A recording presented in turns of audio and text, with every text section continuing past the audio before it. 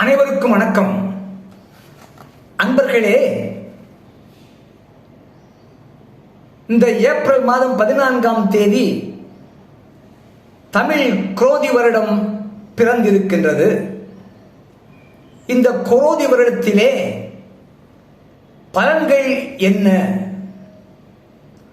அதாவது சுக்கிரன் ஆட்சி பெறக்கூடிய ரிஷபம் மற்றும் துலாம் ஆகிய ராசியை சார்ந்த அன்பர்களுக்கு இந்த குரோதி வருஷத்திய ஆதாய விரய விவரங்கள் என்ற அட்டவணையிலே ரிஷப ராசிக்கு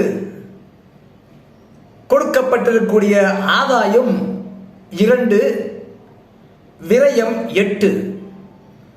ஆக விரயம் 6 எண்கள் அதிகமாக இருக்கின்றது.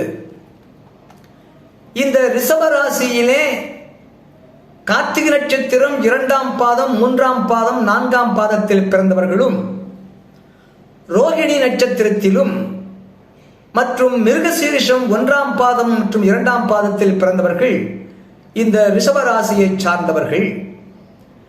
இந்த குரோதி வருஷத்திய ஆற்காடு காவே சீதாராமையர் சுத்தமாக்கிய சர்வமுகூர்த்த பஞ்சாங்கத்திலே குரோதி வருஷத்திய நட்சத்திர கந்தாய பலன், கந்தாயம் என்றால் 1/3 பங்கு, சித்திரை, வைகாசி, ஆனி, ஆடி ஆகிய 4 மாதங்கள் கொண்ட ஒரு பகுதி, ஆவணி, புரட்டாசி, ஐப்பசி, கார்த்திகை ஆகிய 4 மாதங்கள் அடங்கிய 2வது பகுதி, மார்கழி, தை, மாசி, பங்குனி ஆகிய மாதங்கள் அடங்கிய 3வது பகுதி. இந்த 1/3 பங்கு என்றால் கந்தாயம் என்று பெயர்.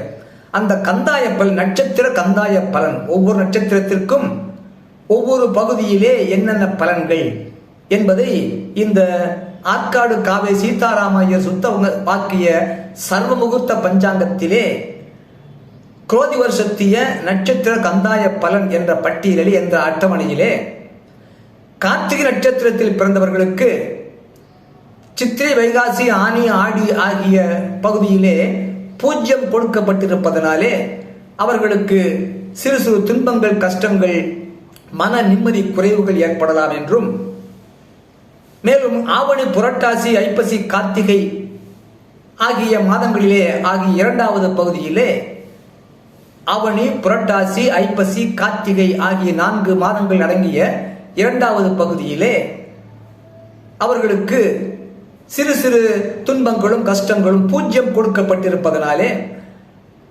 இந்த 4 மாதங்களிலும் கூட அவர்களுக்கு சிறு சிறு துன்பங்கள், கஷ்டங்கள், மன நிம்மதி குறைவு ஏற்படலாம் என்றும் கொடுக்கப்பட்டிருக்கின்றது. ரோகிணி நட்சத்திரத்தில் பிறந்தவர்களுக்கு இந்த கந்தாய பலன்கள் பட்டியலின்படி, அட்டவணைப்படி இந்த வருடம் முழுவதும் எந்த துன்பமும் இல்லை என்று கொடுக்கப்பட்டிருக்கின்றது. மிருகசீரிஷம் நட்சத்திரத்தில் பிறந்தவர்களுக்கும் இந்த வருடத்திலே எந்த விதமான துன்பமும், கஷ்டமும், வறுமையும், மன நிம்மதி குறைவும் ஏற்படாது என்று கொடுக்கப்பட்டிருக்கின்றது. அடுத்ததாக இந்த குரோதி வருஷத்திய, அதாவது 2024-25 இந்த வருஷத்திற்குரிய நட்சத்திர பொது ராசி பலன்கள் கொடுக்கப்பட்டிருக்கின்றது. கார்த்திகை 2ஆம் பாதம், 3ஆம் பாதம், 4ஆம் பாதம், ரோகிணி நட்சத்திரம் மற்றும் மிருகசீரிஷம் 1ஆம் பாதம், 2ஆம் பாதம் ஆக 9 பாதங்கள். இவற்றில் பிறந்தவர்கள் ரிஷபராசியை சார்ந்தவர்கள். இந்த ரிஷபராசியில் பிறந்தவர்களுக்கு பலன், குரு தற்பொழுது 12இல் இருப்பது உகந்த இடம் அல்ல, விரயஸ்தானமாகும். செய்யும் உத்தியோகத்தில் இடமாற்றம் மற்றும் இலாக்கா மாற்றம் ஏற்படும். தாயாதி வகையில் உயிர் கண்டும் ஏற்படலாம். புதியதாக கோசாலை, அதாவது பசுமாடு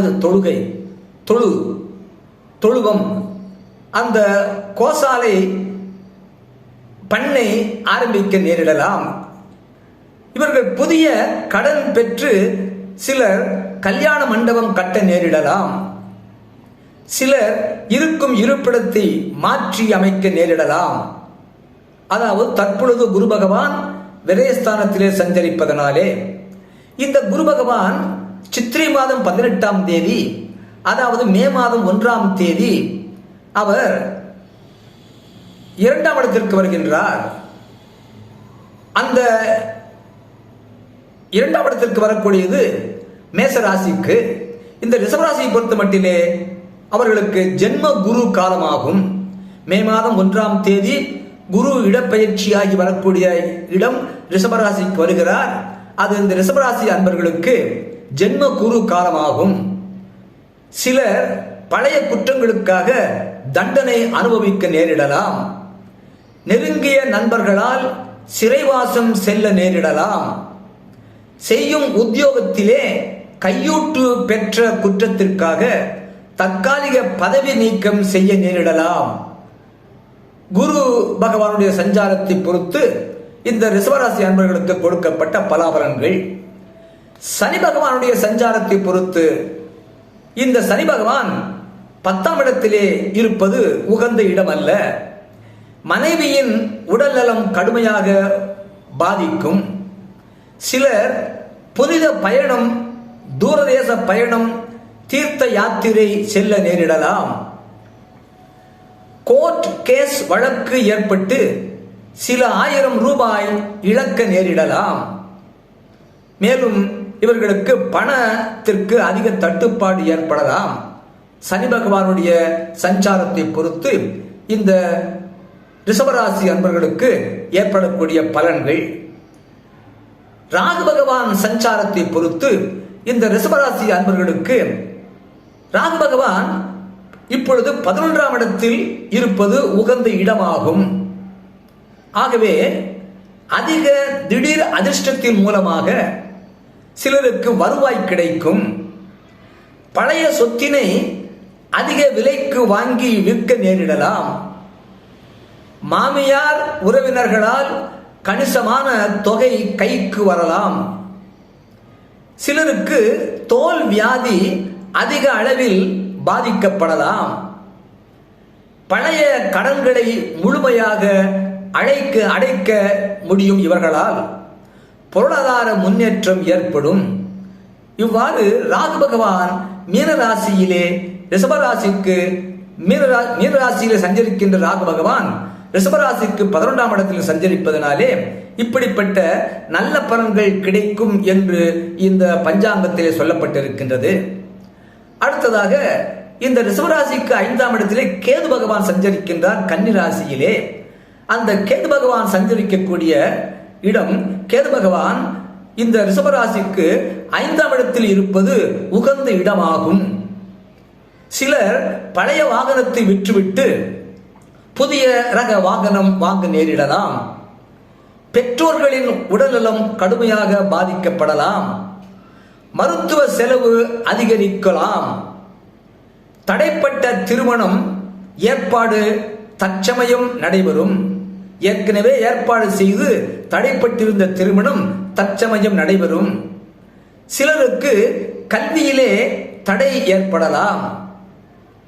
ஏற்றுமதி இறக்குமதி வியாபாரம் மிக நன்றாக நடைபெறும். வாகனத்திலே சிறு விபத்துகள் ஏற்படலாம்.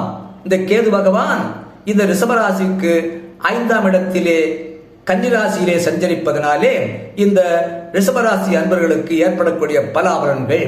ஆக இந்த குரோதி வருஷத்திலே குரு பகவான் சஞ்சாரத்தினாலும் சனி பகவான் சஞ்சாரத்தினாலும் ராகு பகவான் சஞ்சரிக்கக்கூடிய இடத்தை பொறுத்தும் கேது பகவான் சஞ்சரிக்கக்கூடிய இடத்தை பொறுத்தும் இப்படிப்பட்ட பலாபலன்கள் இந்த ரிஷபராசி அன்பர்கள் பெறுவார்கள் என்று சொல்லப்பட்டிருக்கின்றது. இது கோச்சார பலனாகும். இந்த கோச்சார பலன் என்பது 20% அளவே நடைபெறும். மற்றபடி 80% அல்லது 75% அவரவர் ஜாதகத்திலே உள்ள கிரக நிலையை அடிப்படையாக கொண்டு அவர்களுக்கு என்ன தசா புத்தி காலம் நடைபெறுகின்றதோ அதை பொறுத்து உள்ள பலாபலன்கள் 75% அல்லது 80% நடைபெறும் என்பதையும் அறிவீர்களாக. ஓம் ஆதித்யாயச்ச சோமாய மங்களாய புதாயச்ச குரு சுக்ர சனிப்பியச்ச ராகவே கேதவே நமக எல்லோரும் எல்லா நலமும் வளமும் பெற்று எப்போதும் இன்புற்று வாழ வாழ்த்தும் உங்கள் இனிய அன்பன் லிங்கா நடா என்ற சிகா நடா. வாழ்க வளமுடன், வாழ்க வளமுடன், வாழ்க வளமுடன்.